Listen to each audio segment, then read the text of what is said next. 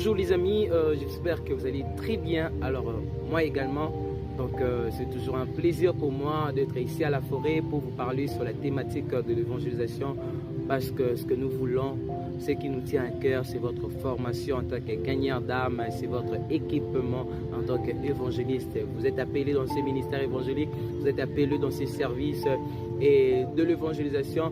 Alors vous devez être équipé. J'aime cette parole du Seigneur qui dit: suis-moi et je te ferai un pêcheur d'hommes. Donc on doit le faire, on doit le former, on doit le tailler afin qu'il puisse devenir un pêcheur d'hommes. Donc il faut d'abord suivre une certaine formation et avant d'aller pêcher les hommes. Donc on en a vraiment besoin, raison pour laquelle nous voulons toujours vous communiquer les enseignements que le Seigneur nous donne, le Seigneur nous inspire, afin que vous soyez aussi équipés. Alors, ce matin, on va parler d'un nouveau thème et je vous dis, c'est extraordinaire parce que moi-même, ça me passionne en fait.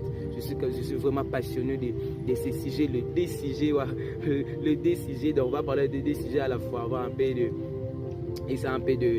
parler de ça, de l'explorer, et vous allez voir vraiment que ça sera une bonne chose et ça sera vraiment une grande bénédiction pour vous. Alors, le thème c'est tellement simple, ça dit simplement en quoi le réveil diffère-t-il de l'évangélisation? En quoi le réveil diffère-t-il de l'évangélisation? Vous savez, on entend souvent parler du réveil. On nous encourage de prier pour le réveil. Et vraiment, souvent, c'est un sujet qui nous passionne aujourd'hui. Et c'est un sujet à la mode. Donc, partout, le réveil, le réveil, le réveil, le réveil.